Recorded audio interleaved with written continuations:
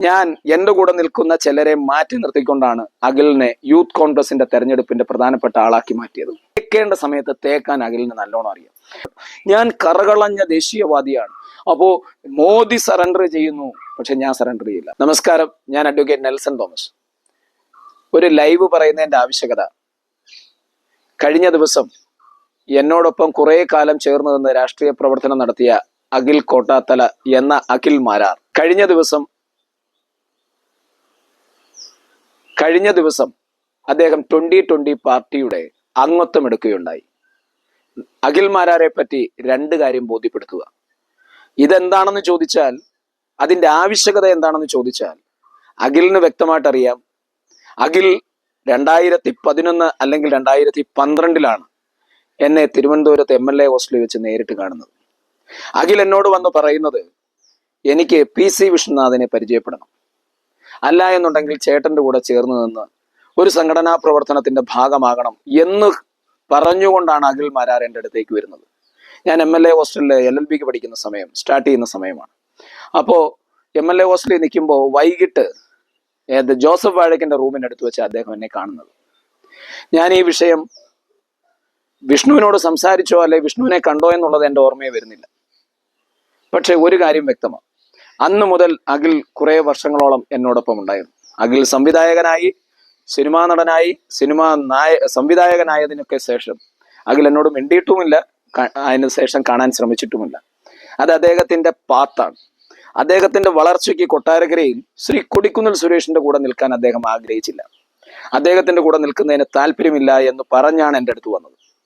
അപ്പോൾ ഞാൻ വിഭാഗത്തിന്റെ നേതൃത്വം ഏകദേശം, എനിക്ക് തോന്നുന്നു അതിനൊക്കെ കുറെ കാലങ്ങൾക്ക് മുമ്പ്, ഞാൻ 93-95 പ്രീ ഡിഗ്രി, അന്ന് മുതലേ ഞാൻ ഈ ഒരു വിഭാഗത്തിന്റെ നേതാവായി നിൽക്കുന്ന ഒരാളാണ്. അങ്ങനെ എന്നോട് ചേർന്ന് നിൽക്കുന്ന 2011 മുതലാണ്. അദ്ദേഹം എന്നോട് വന്നു. ഞാൻ എൻ്റെ കൂടെ നിൽക്കുന്ന ചിലരെ മാറ്റി നിർത്തിക്കൊണ്ടാണ് അഖിലിനെ യൂത്ത് കോൺഗ്രസിന്റെ തെരഞ്ഞെടുപ്പിന്റെ പ്രധാനപ്പെട്ട ആളാക്കി മാറ്റിയത്. അങ്ങനെ കൊട്ടാരക്കര ബ്ലോക്ക് പ്രസിഡന്റായി അഖിൽ എന്ന് പറയുന്ന ചെറുപ്പക്കാരനെ ഞാൻ അഖിൽ കോട്ടാത്തല എന്ന പേരിട്ട്, അദ്ദേഹം ഒരു നല്ല സംഘടനാ പ്രവർത്തകൻ എന്നുള്ളതിലുപരി ആ ചെറുപ്പക്കാരെ ഓർഗനൈസ് ചെയ്യാൻ അദ്ദേഹത്തോട് ബന്ധപ്പെട്ട് സ്വന്തം താല്പര്യത്തിനു വേണ്ടി വളരെ കൃത്യമായ രീതിയിൽ ചടുലമായ നീക്കങ്ങൾ നടത്തുന്നതിൽ അഖിലിന് നല്ല കഴിവുണ്ട്. ഏത് പ്രശ്നത്തിന്റെയും മുന്നിൽ നിന്ന് ആ പ്രശ്നത്തെ പ്രശ്നമാക്കി മാറ്റാൻ അഖിലിന് നല്ല കഴിവാണ്. അതിനെങ്ങനെ അതിന്റെ സൊല്യൂഷൻ കണ്ടെത്തി തീർക്കണമെന്നൊന്നുമില്ല. അതിന്റെ ഉത്തരവാദിത്തങ്ങളൊക്കെ ഏറ്റവും അവസാനം നമ്മൾ ഏറ്റെടുക്കേണ്ടി വരും. അതുമായി ബന്ധപ്പെട്ടാണ് എൻ്റെ വീട്, അങ്ങനെ ഒരു ഇതിൻ്റെ ഒരു നീണ്ട പ്രശ്നത്തിന്റെ ഭാഗമായിട്ടാണ് എൻ്റെ ഈ വീട് പോലും ഞാൻ പാലുകാച്ച് നടത്തിയതിൻ്റെ അടുത്ത് LDF വന്ന് അടിച്ചു പൊട്ടിച്ചിട്ട് പോയത്. ആ കേസ് നടക്കുന്നതേ ഉള്ളൂ. അങ്ങനെയൊക്കെ ഒത്തിരി പ്രശ്നങ്ങളുണ്ട് എന്ന് പറഞ്ഞുകൊണ്ട് അഖിലാണ് അതിന് കാരണമെന്നല്ല ഞാൻ പറയുന്നത്. അന്ന് കൊട്ടാരക്കരയിൽ ഇത്തരത്തിലുള്ള പ്രതിസന്ധികളുടെ ഒരു കാലഘട്ടമായിരുന്നു. കാരണം രാഷ്ട്രീയപരമായി CPM-മായി ഓപ്പൺ ഫൈറ്റ് നടക്കുന്നതുകൊണ്ട് അതിലൊക്കെ അഖിൽ വളരെ മുഖ്യധാരയിൽ നിന്ന് പ്രവർത്തിച്ചു. അതെല്ലാം ശരിയാണ്.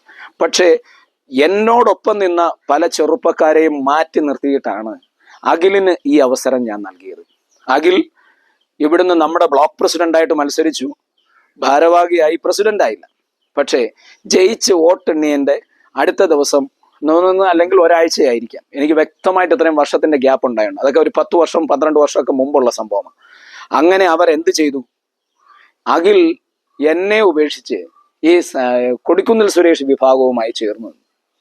കുറെ കാലങ്ങൾ കഴിഞ്ഞപ്പോൾ, കുറച്ചു കാലം എന്ന് പറഞ്ഞാൽ വളരെ കുറച്ചു കാലം, ഒരു 6 മാസമൊക്കെ കഴിഞ്ഞപ്പോഴത്തേക്ക് അദ്ദേഹം BJPയുടെ ഒരു പ്രവർത്തകനായി മാറുകയാണ്. അതിനുമുമ്പ് ഒരു സംഭവം ഉണ്ടായി. അതായത് അഖിൽ ഇതിനിടയ്ക്ക് പഞ്ചായത്ത് തെരഞ്ഞെടുപ്പ് വരുന്നു. അത് 2014-ലോ 2015-ലാണ്. 2015 തെരഞ്ഞെടുപ്പ് നടക്കുന്ന സമയത്ത് അഖില് ശ്രീ കൊടിക്കുന്നിൽ സുരേഷിനോട്, അതുകൊണ്ടായിരിക്കും അദ്ദേഹം ആ സമയമൊക്കെ ആയപ്പോഴത്തേക്കും നമ്മുടെ ഭാഗത്തു നിന്നും മാറി അപ്പുറത്തോട്ട് ചേരി മാറിയത്. അദ്ദേഹത്തിന് ഇങ്ങനെ കൂറുമാറുന്നതിനോ അല്ലെന്നുണ്ടെങ്കിൽ ഈ തത്തി കളിക്കുന്നതിനുള്ള കഴിവ് വളരെ വലുതാണ്. ഞാൻ അന്നും പറഞ്ഞു. പക്ഷെ കൂടെ നിൽക്കുമ്പോൾ വളരെ ആത്മാർത്ഥയോടെ നിന്നു.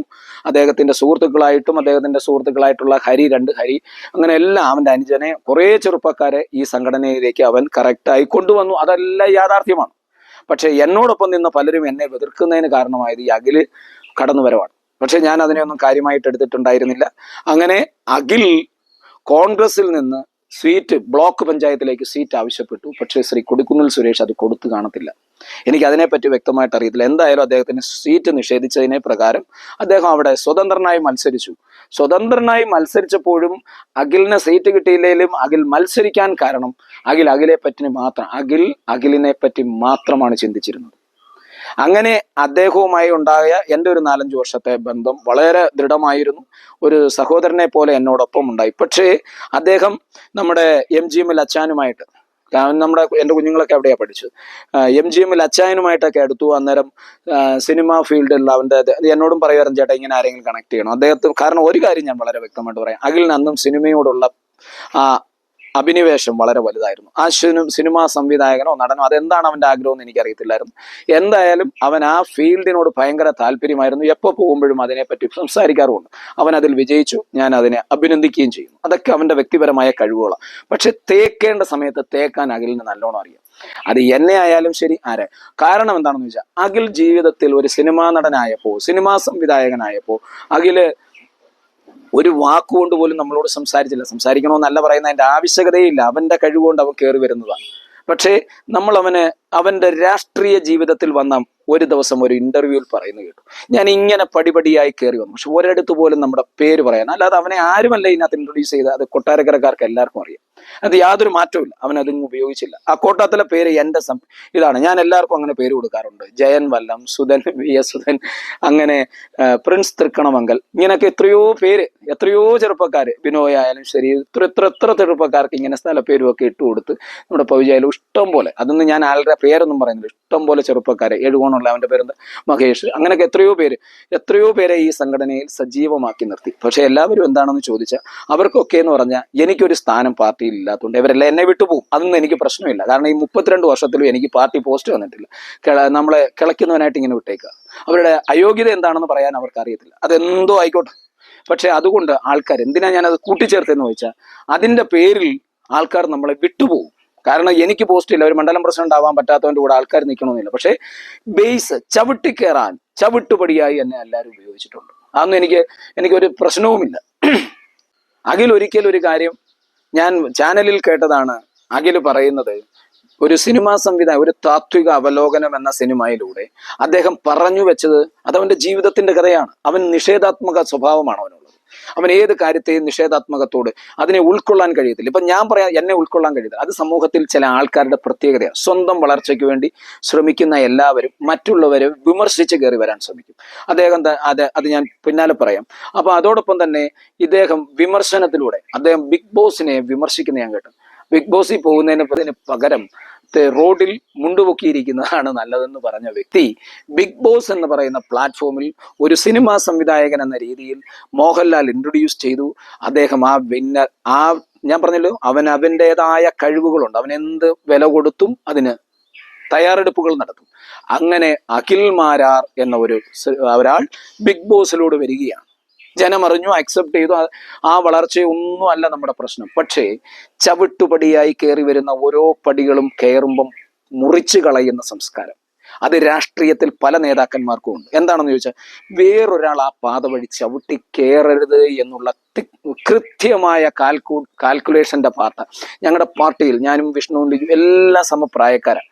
എല്ലാവരും സമം. പക്ഷേ ചില ആൾക്കാർക്ക് ഈ പാർട്ടിയിൽ കടന്നു വരുവാനുള്ള ഏറ്റവും വലിയ നിഷേധാത്മകമായ ഒരു നിലപാട് സ്വീകരിക്കുന്ന നേതൃത്വം അത് കോൺഗ്രസിൽ വളരെ കൂടുതലാണ്. ഒന്നും മാറ്റമേ ഇല്ല. ഒരു നേതാവ് രാഷ്ട്രീയത്തിൽ കടന്നു വരുന്ന ഒരു ചെറുപ്പക്കാരൻ നേതാവായി വരുന്നത് അവന് കിട്ടുന്ന അവസരത്തിനനുസരിച്ച്. ഇപ്പൊ നമുക്കൊരു 2002 തോന്നുന്നു ഐ ഗ്രൂപ്പ് സംവിധാനത്തിൽ KSU സംസ്ഥാന കമ്മിറ്റിയിലേക്ക് എൻ്റെ പേര് പോയതാ. പക്ഷേ നമുക്കാവാൻ പറ്റിയില്ല. അന്ന് മുതലൊക്കെ ഇങ്ങനെ അയോഗ്യത കൽപ്പിക്കപ്പെട്ടിട്ടുള്ള ആൾക്കാർ ഈ പാർട്ടിയിൽ ഞാൻ മാത്രമായിരിക്കില്ല, അനേകം ആൾക്കാർ കാണും, അനേകായിരം ചെറുപ്പക്കാർ കാണും. അവരുടെ കൂട്ടിരുന്ന് രോദനത്തിന്റെ വഴിയൊന്നും എനിക്കില്ല. നമ്മൾ നമ്മുടേതായ പാത വെടുപ്പാക്കി മുന്നോട്ട് പോവുക. ഇന്നല്ല നാളെ നമ്മൾ സൃഷ്ടിക്കുന്ന പാതയിൽ പൂവിരിക്കുന്ന സാഹചര്യം ഉണ്ടാക്കേണ്ടത് നമ്മൾ മാത്രമാണ്. അതിനകത്ത് എനിക്ക് ഒരു മാറ്റവുമില്ല. അതുപോലെ പൂവിരിക്കുവാൻ അവന് കഴിഞ്ഞു. അവൻ എന്ത് ചെയ്തു? ബിഗ് ബോസിലൂടെയും സിനിമാ സംവിധായകനായും അവൻ്റെ അഭിപ്രായങ്ങൾ പറഞ്ഞും ആൾക്കാർക്ക് കയ്യടി കിട്ടുന്നു. 70% ആൾക്കാർക്ക് എപ്പോഴും മറ്റുള്ളവരെ എതിർത്തു പറയുന്നതായിരിക്കും ഇഷ്ടം. സിസ്റ്റത്തെ ബ്രേക്ക് ചെയ്യുന്നതായിരിക്കും ഇഷ്ടം. അവൻ സിസ്റ്റം ബ്രേക്ക് ചെയ്യുന്ന ആളാണ്. അവൻ അവസരോചിതം. ഇന്നലെ അവൻ പറഞ്ഞ പോയിന്റ് എനിക്ക് വളരെയേറെ ഇഷ്ടപ്പെട്ടു.